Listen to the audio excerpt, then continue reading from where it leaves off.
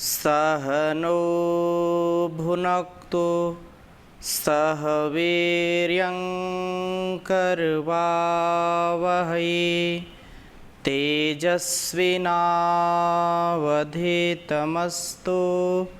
मा विद्विषावहै। ओम शांति शांति शांति। वैदिक जीवन पद्धति में हम स्वाध्याय कर रहे हैं वेदों में मन का स्वरूप। मन हमारे संपूर्ण कर्मों का एक बहुत बड़ा साधन है। संपूर्ण कर्मों के संपादन में मन की बड़ी भूमिका होती है और मन से व्यक्ति उत्साह में रहता है। जब मन उसका उत्साही है तो उत्साह में है, और मन यदि निराश है तो व्यक्ति हताश और निराश हो जाता है। इसलिए लोग कहते हैं कि मन के जीते जीत है, मन के हारे हार। तन में मनः शिव संकल्प मस्तु, ये हमारा मन शिव संकल्प से, कल्याणकारी संकल्पों से युक्त हो। इससे हम उत्तरोत्तर उत्तमोत्तम स्थिति को प्राप्त होते जाएंगे। परंतु यदि मन हमारा विषयों में फंसा है, यदि हमारा मन अच्छा नहीं है, तो जीवन भी हमारा यशस्वी नहीं हो सकता है, यह क्रियाशील नहीं हो सकता है।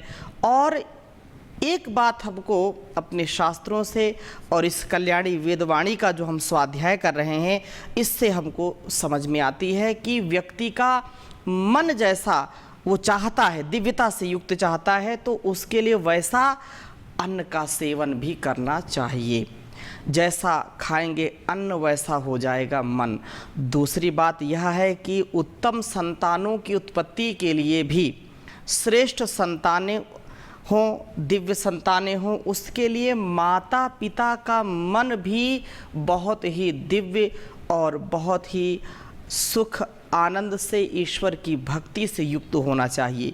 जो माता पिता या आचार्य उत्तम संतान और शिष्य की कामना करते हैं, उनका मन भी अत्यंत श्रेष्ठ होना चाहिए। माता पिता स्वस्थ हों, उनका मन स्वस्थ हो, तो उत्तम संतान भी प्राप्त होगी। यदि उनका मन ही ठीक नहीं है तो उत्तम संतानों का भी कभी भी उनको सुख मिल नहीं सकता है। बहुत सुंदर चर्चा की है। यजुर्वेद के 12वें अध्याय के पहले ही मंत्र में कहा कि हम उत्तम अन्न के सेवन से उत्तम जीवन वाले बने। उत्तम अन्न, क्योंकि अन्नम वही ब्रह्म, अन्न ब्रह्म के समान है।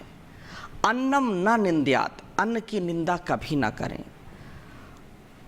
अन्नम वही प्रजापति, अन्न प्रजापति है, और उस अन्न का सेवन करने वाला व्यक्ति रस, रक्त, जो भी हमारे सप्त धातुएं, रस, रक्त, मांस, मेद, मज्जा, अस्थि, शुक्र, वीर्य, तेज, ओज से जो हम युक्त होते हैं, उसमें मूल रूप में अन्न का सेवन अत्यंत उत्तम होना चाहिए।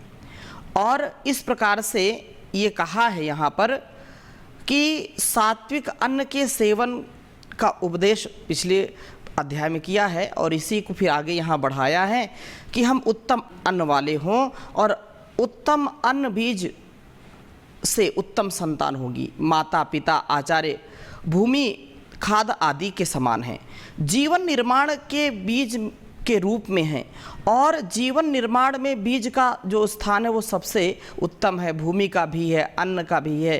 तो इसमें जो बात कही है कि आचार्य उत्तम ज्ञान के बीज से युक्त हो, माता पिता भी उत्तम मन वाले हों, तो उत्तम संतान होगी। तो मन का जो स्वरूप है उस विषय में चर्चा चल रही है। दूसरे मंत्र को आपके समक्ष मैं लिख रहा हूँ, फिर चर्चा आगे करूँगा। ओम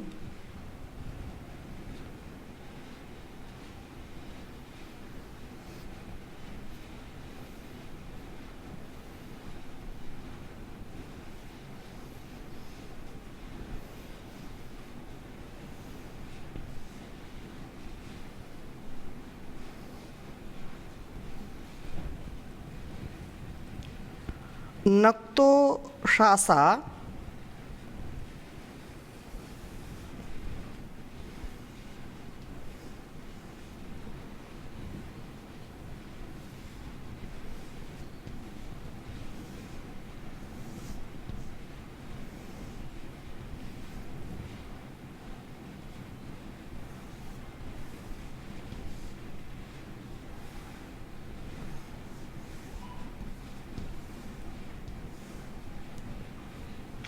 नक्तो शासा समनसा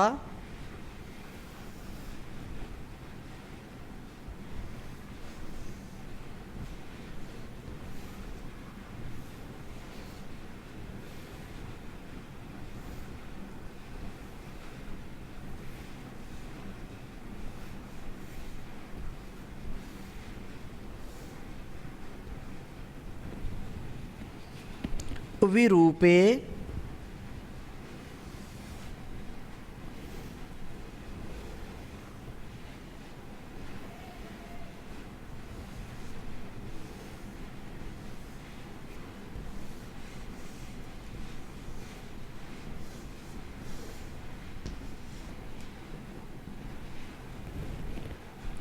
धापयेते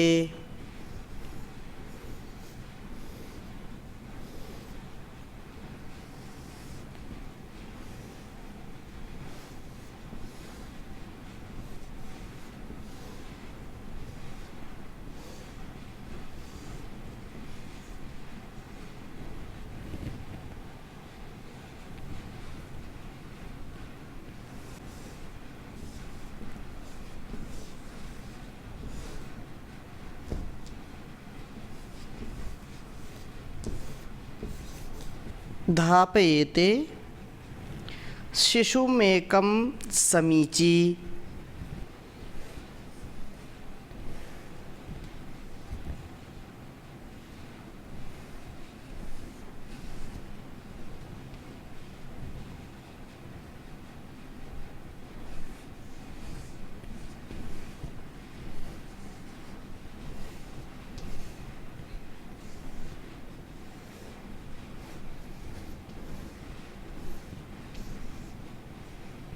शिशुमेकं समीची द्यावा क्षामा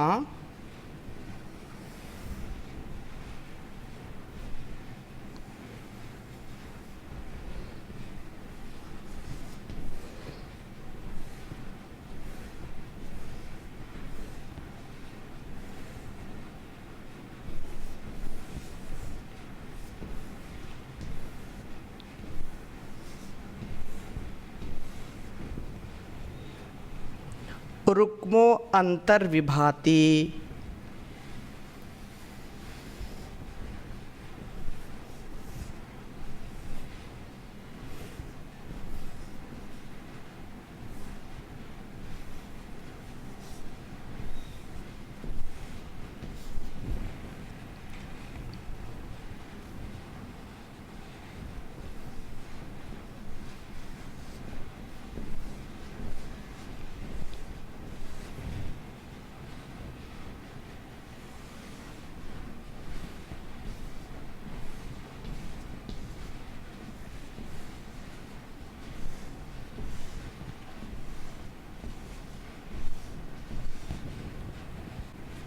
देवा अग्निम धारयन्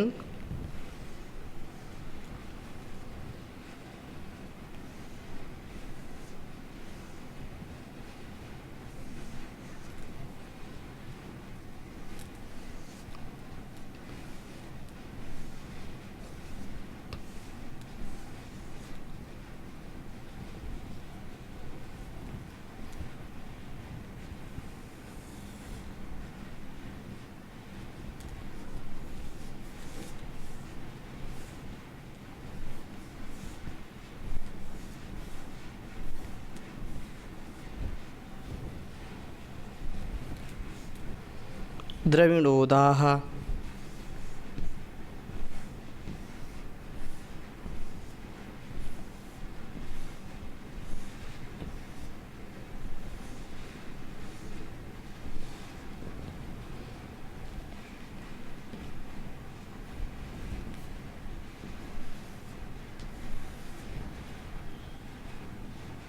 यजुर्वेद का 12वां अध्याय है, जिसका यह दूसरा मंत्र है। ओम नक्तोषासा समनसा विरूपे धापयेते शुशुमेकं समीची द्यावा क्षामा रुक्मो अंतर्विभाति देवा अग्निम धारेन्द्रविणोदाः। ओम नक्तोषासा समनसा विरूपे धापयेते शिशुमेक समीची द्यावा क्षामा रुक्मो अंतर्विभाति देवाग्निम धारेन्द्रविणोदाः। बहुत ही सुंदर वेद मंत्र है यह। जैसे पहले मंत्र में जीवन निर्माण के लिए माता पिता आचार्य का उल्लेख किया है, और इस मंत्र में माता पिता का जो प्रतिपादन है उस में विशेष बात कही है। माता पिता नक्तो शासा रात्रि व दिन के समान हैं, अथवा द्यावा क्षामा द्युलोक व पृथ्वीलोक के समान हैं। रात्रि उस समय की सूचक है जब हम सब घर में रहते हैं, और उषा या दिन उस समय का संकेतक है जब हम सब अपने कार्यों के लिए बाहर जाते हैं। अतः नक्त जो नक्तम रात्रि माता की सूचक है। माता के घर में उपस्थिति से, माता जब घर में रहती है तो घर का संपूर्ण कार्य, संपूर्ण वस्तुएं व्यवस्थित होती हैं, और घर पर रह कर के उसकी संपूर्ण व्यवस्था का उत्तरदायित्व माता के हाथ में होता है। और उषा दिन अर्थात पिता का प्रतीक है। उसे घर के व्यय के लिए धनार्जन हेतु बाहर जाना होता है, और पिता ने द्युलोक की भांति ज्ञान दीप्त होना है, तो माता ने पृथ्वी के समान क्षमा वाली होनी चाहिए। माता क्षमा का भाव रखने वाली है, क्षमुसहने। जैसे यह पृथ्वी सब सहन करती है, तो एक माता का सबसे उत्तम गुण है, सबसे बड़ा गुण है कि वो क्षमा से परिपूर्ण होती है। क्षमा का भाव सबसे ज़्यादा उसके अंदर होता है। जैसे लोग कहते हैं कि धैर्य सीखना है तो धरती से सीखो, धैर्य से धरती टिकी हुई है। ऐसे हमारे जीवन में धैर्य होना चाहिए। जैसे एक माँ सबसे ज़्यादा धैर्य रखती है, 9 माह अपने गर्भ में संतान का निर्माण करना, उसको अपने खून से सिंचित करना, और फिर जब जन्म देती है तो भी उसको अपने सीने से लगा करके, जब तक वह अपने पैरों पर खड़ा नहीं हो जाता, अपना कार्य स्वयं करने लेता, जब तक उसका सामर्थ्य उसकी रक्षा के लिए नहीं हो जाता, तब तक सैकड़ों कार्यों का संपादन करते हुए भी माँ का सबसे ज़्यादा ध्यान अपने बच्चे पर होता है। उसकी गलतियों की, उसकी त्रुटियों की कभी वो गणना नहीं करती, उसको क्षमा करती रहती है, सहन करती रहती है। कितने बार उसको, क्योंकि अबोध बच्चा होता है, माँ को कष्ट देता है, जाने अनजाने रात्रि में भी कितने बार बिस्तर गीला करता है, कितने बार उसको उठना पड़ता है, कितने बार मलमूत्र साफ करना पड़ता है, कितने बार उसको कष्ट संतान देती है। लेकिन कभी माँ उसको जो है उस भाव में नहीं लेती कि नहीं, मुझको तो अब बिल्कुल बर्दाश्त नहीं हो रहा, अब मैं इसको बिल्कुल क्षमा नहीं करूँगी। ऐसा उसके मन में कभी नहीं आता, वो सब सहन करती है। इसलिए माता को यहाँ कितनी सुंदर बात कही कि माता पृथ्वी के समान है, और उसको क्षमा वाली कहा है, देवी कहा है उसको, और पिता को दिवलोक, जो ज्ञान दीप्त होता हुआ इस प्रकार से लोक में घर के बाहर जा कर के घर के भरण पोषण के लिए संतान की अभिवृद्धि, उस संतान का हर प्रकार से वर्धन हो, संवर्धन हो, उसके लिए धन का उपाय करना, संसाधनों का जुटाना, उसके लिए यह बात कही है। और इस प्रकार से ये दोनों विरूपे भिन्न भिन्न रूप वाले होते हैं। माता भी अलग रूप में है और पिता भी अलग रूप में है, लेकिन यहाँ जो समीची मिलकर के गति वाले हैं, दोनों की गति प्रगति इस गृहस्थ रूपी संस्थान को अच्छा बनाने के लिए है। दोनों अलग उत्तरदायित्व में हैं, फिर भी दोनों का जो गति का स्वभाव है वो मिल कर के चलने का है और बड़ा सुंदर बनाने का प्रयत्न करते हैं अपने घर को मिल कर के। और सबसे बड़ी बात जो हम मन के स्वरूप की बात कर रहे हैं, तो वेद में कहा है कि समनसा विरूपे धापयेते, दोनों के मन समान होते हैं। यदि माता पिता के मन समान हैं तो संतान महान होगी, संतान उत्तम होगी। और यदि माँ का अलग स्वभाव, पिता का अलग स्वभाव है, दोनों में यदि सामंजस्य नहीं है तो वह संतान विकृति की मानसिकता वाली होगी, उसमें विकृति आएंगी, उसमें जो है वो सामंजस्य, वह गंभीरता नहीं रहेगी, वह पता नहीं किस प्रकार का जीवन जी सकेगा। दोनों के मन जब समान होते हैं तो दोनों के एक उद्देश्य से, दोनों का जब एक उद्देश्य होता है कि हमको संतान को उत्तम बनाना है, पुत्र के रूप में हो, पुत्री के रूप में हो, दोनों का भाव जब संतान को श्रेष्ठ बनाने का होता है तो ये दोनों एकम शिशुम, एक शिशु को जो है धापयेते, कहा कि उसको दुग्धपान कराते हैं और इस प्रकार से उसका पालन करते हैं। यह उत्तम प्रकार के जो है पालन पोषण से, उत्तम प्रकार से जब उसका पोषण होता है, वो पालित और पुष्पित होता है, तो वह संतान रुक्मम, स्वस्थ शरीर वाला होता है और उसका जीवन देदीप्यमान होता है, चमकता हुआ होता है वह, क्योंकि दोनों माता का भी और पिता का भी मन उस संतान को उत्तम बनाने का है। वो किसी भी रूप में है, चाहे पुत्री के रूप में या पुत्र के रूप में, संतान उत्तम हो, दिव्य हो, इसके लिए दोनों का पुरुषार्थ, दोनों का मन एक समान होना चाहिए। अब इस प्रकार से वह उत्तम, श्रेष्ठ, सुंदर, दिव्य जीवन वाला वह संतान होगा। द्यावा क्षामा अंतः, यह माता और पिता के बीच में विभाति विशेष रूप से दीप्तित होता है।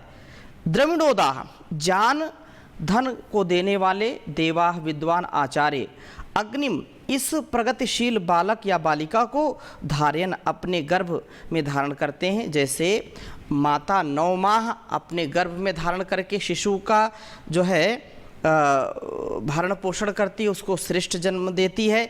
इसी प्रकार से जब गुरु के गर्भ में अर्थात अंतेवासी बन करके वह विद्या का ग्रहण करने के लिए जाता है गुरुकुल में, तो उसको भी वह माँ के समान जो विद्या, एक जन्म माँ की कोख से हुआ, दूसरा जन्म विद्या की कोख से अर्थात गुरु के सानिध्य से उस संतान का जन्म होता है। तो वह एक तो माता पिता के शुभ संस्कारों से, उत्तम संस्कारों से वह देदीप्यमान होता है, क्योंकि 5 वर्ष तक जन्म से लेकर के, यद्यपि गर्भ से ही उसको संस्कार देने का कार्य माँ करती है, लेकिन कम से कम 5 वर्ष तक प्रथम गुरु माँ होती है शिशु की, और 5 वर्ष से 8 वर्ष तक उसका गुरु जो है पिता के रूप में मिलता है, और 8 वर्ष से लेकर के 25 वर्ष तक उसका गुरु, उसका जो है संपूर्ण ज्ञान का आधान कराने वाला महान गुरु होता है। इस प्रकार से यह देवाह विद्वान आचार्य अग्निम इस प्रगतिशील बालक को धारण या बालिका को धारण करते हैं, उसको उत्तम बनाते हैं, उसकी हर प्रकार से उन्नति करते हैं, जिससे यह संसार के विषयों से बच जाता है। संसार के वैषयिक जो जीवन हैं या भोग विलास का जो जीवन है, जो इस संसार को समझ नहीं पाते और वे लोग अपने जीवन को धराशायी कर देते हैं, वे अपने जीवन को बहुत ही दीनहीन बना लेते हैं। क्यों? क्योंकि उनको एक मन वाले माता पिता नहीं मिलते और एक मन वाला गुरु नहीं मिलता है। जब मन हमारा श्रेष्ठ उत्तम हो और माता पिता गुरु एक मन वाले होते कि नहीं, इस संतान का, इस शिष्य का हमको बहुत सुंदर निर्माण करना है, तो वह बन ही भी जाता है। और मन यदि दोनों का अलग अलग है, माता का अलग पिता का अलग, तो फिर कैसे संतान उत्तम बनेगी। इसलिए यह जीवन को पवित्र बनाते हुए इसे ज्ञान धन से परिपूर्ण करने का प्रयत्न करते हैं। ज्ञान धन से पवित्र हुए ये कुत्स बनते हैं, सब वासनाओं को कुथ हिंसायाम नष्ट करने वाले होते हैं। माता पिता आचार्य बालक के जीवन को बड़ा सुंदर बनाते हैं। माता पिता इसे स्वस्थ धन प्राप्त कराते हैं, जो आचार्य ज्ञान धन, इन धनों को प्राप्त करा के यह सचमुच कुत्स होता है, अर्थात जो हिंसा, कुत्स हिंसायाम अर्थात दुर्गुण दुर्व्यसन दुर्व्यवहारों का जो नियमन करता, संयमन करता, उनका नाश करता है और रोगों व पापों को जो हिंसित करने वाला है, ऐसा श्रेष्ठ उत्तम दिव्य जीवन वाला वह संतान होता है जिसके माता पिता गुरु आचार्य के मन समान होते हैं, मन जिनके श्रेष्ठ होते हैं। अब कभी जब घर में कलह हो, लड़ाई झगड़ा हो, पति पत्नी में बनती ना हो, तो वो संतान जो होगी तो कैसे होगी, क्योंकि वो विकृति से युक्त उनका मन मस्तिष्क है। वे दूषित मन मस्तिष्क वाले माता पिता कैसे श्रेष्ठ संतान को जन्म दे सकते हैं। कहीं किसी ने ऐसे ही कथा कही कि माता पिता में झगड़ा हो रहा, अभी वो माता पिता नहीं बने, अभी एक उत्तम संतान को जन्म देने का मन बना रहे हैं। माँ बोल रही है मैं अपने संतान को, अपने बच्चे को मैं अध्यापक बनाऊंगी। पिता डॉक्टर है तो बोला नहीं मैं उसको डॉक्टर बनाऊंगा। माता बोल रही मैं उसको अध्यापक बनाऊंगी, उसको आचार्य बनाऊंगी, शिक्षा के क्षेत्र में उसको लगाऊंगी। पिता बोला नहीं मैं चिकित्सा के क्षेत्र में उसको लगाऊंगा, मैं उसको डॉक्टर बनाऊंगा। और इसमें बहस हो रही, लड़ाई झगड़ा चल रहा है, बहुत ज़्यादा जो है आपस में कहासुनी चल रही है। बहुत तेज़ तेज़ आवाज़ जब दोनों में बहुत ज़्यादा बात बिगड़ने लगी तो एक दूसरे के ऊपर ज़्यादा क्रोध करने लगे। फिर पड़ोसी सुनने लगे यार बात क्या है, कभी तो झगड़ा इनके यहाँ होता नहीं, फिर ऐसा क्यों इतनी आवाज़ आ रही। पड़ोसी इकट्ठे हो गए, बात क्या है, क्या आप क्या चाहते हैं। तो बोले कि नहीं मैं अपने बच्चे को जो है अच्छा अध्यापक बनाना चाहती हूँ। और पिता बोला कि नहीं मैं अपने बच्चे को अच्छा डॉक्टर बनाना चाहता हूँ। तो पड़ोसी बोले कि बच्चा कहाँ, बच्चे से ही पूछ लेते हैं कि क्या बनना चाहता है वो। तो कहा बच्चा तो है ही नहीं, अब बच्चा भी हुआ नहीं तो फिर लड़ाई झगड़ा किस बात का। तो ये जो विकृत मानसिकता है, जहाँ पर विवेकशील माता पिता नहीं है, बिना किसी जो है आधार के, निराधार जब ऐसे जो विचार होंगे तो कैसे संतान उत्तम बनेगी।